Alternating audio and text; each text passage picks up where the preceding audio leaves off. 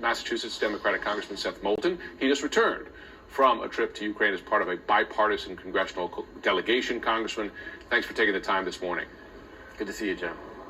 First of all, to the suffering there right now, this is a deliberate campaign by Russia to really make the Ukrainian people suffer by taking away their electricity here. Not the first time we've seen Russians target civilians. Is there any immediate help that the U.S. and the West can provide to help alleviate that suffering in the near term? Yes, there's fundamentally two things we can do. We can provide them air defense systems, specifically Patriot missiles, and we've got to accelerate delivery of those to take these Russian missiles out of the sky. The second thing that we can do, which we are doing, and we're doing it, I think, as best we can, is get them the repair parts to fix their electrical grid. Of course, it's a race against time, and it's a race against how many missiles the Russians still have to throw at this problem, because we can repair a transformer, and then they can take it out again the next night. So fundamentally, we've got to knock these missiles out of the sky. That, as you know, has been an ongoing request since the very start of this war. Ukraine pushing for more air defense from the West and more quickly. The U.S. has been, and the West has been giving some, but not everything Ukrainians have been asking for, and as quickly as the Ukrainians have been asking for. I mean, why is that? And is it the Patriots now that you believe will make a real difference? I do believe that that's probably the one system that they don't have that will make a big difference. You know, throughout this entire war effort, the administration has done a remarkable job of getting the Ukrainians things that they need, and that's why they're winning this war. That and their incredible fighting spirit. But all along, members of Congress, I think on both sides of the aisle, have said, you're doing the right thing, but we need to do it more quickly. And that's certainly the case today. Now, a few months ago, their focus was on different things. Their focus was on artillery systems. Yeah. Now, Putin has shifted his tactics. The Ukrainians need to adjust their defense. I want to ask about another topic that I know is close to your heart, and that is the situation in Afghanistan. Because last week, there was an opportunity to extend what's known as the SIV, or the Special Immigrant Visa Program, designed to give visas to the many tens of thousands of Afghans who served alongside the U.S. military, the U.S. government there. There was an opportunity to extend it a year. That didn't happen. That language was taken out by Republicans. What's your reaction to that decision? This is a betrayal.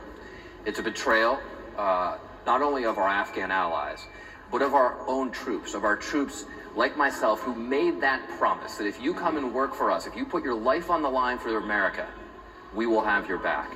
And so when Senator Grassley and folks like him, who have no idea what it means to be in a combat zone, to have your life at risk, and to put your life in the hands of someone else, they have no idea what that means. They're not only breaking the promise that our troops made, they're making it much more difficult for future troops in future conflicts to have that promise accepted by allies that we need. They're risking lives, not just Afghan lives, but American lives, by this anti-immigrant, frankly, outright racist approach to this problem.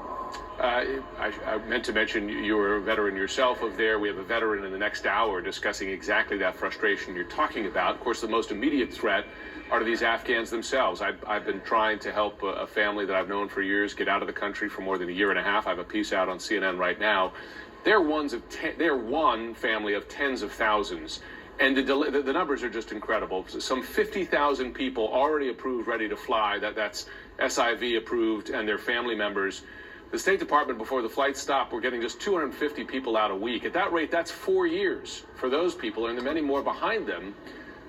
Is anything being done to quicken that pace? Because while they're waiting, many of those Afghans, their lives are under threat. They're being hunted down.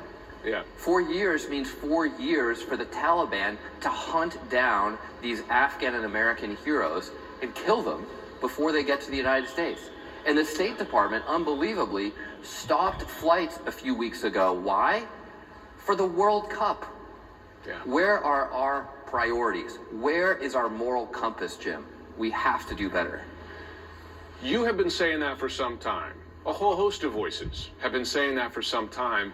The process is getting no quicker. I'm seeing it's exasperating how slow it is. And every time you cross through one checkpoint, in effect, there's another one. And then there's just the challenge of getting out of the country. The administration's aware of this. Why aren't they moving to speed it up? I don't know. But I can tell you that there are veterans on both sides of the aisle who are pushing the administration, have been pushing the administration, and will continue pushing the administration, because ultimately the delays that you describe is just bureaucracy. It's bureaucracy that's killing people, that's putting their lives at risk. And ultimately, there are Afghans who just won't make it here because we couldn't get the damn paperwork done in time. Can you explain to folks at home more specifically in more detail what this means for veterans of the Afghan war like yourself? Because I've spoken to veterans who say it is, in very real ways, contributing to the stress, the PTSD that they're experiencing. Because it's a personal betrayal. You know, when you put your life on the line for someone, I don't think there's any worse feeling than being betrayed. And right now, veterans feel like they are betraying our Afghan allies because we veterans, are being betrayed by our own government. Strong words, Seth Moulton. Thanks so much for your service and your attention to this story. We appreciate it. As I said, if you're interested at home in this story, I got a piece up on CNN right now about one family's challenge getting out of the country. It's worth reading because you'll really get a sense of the difficulty.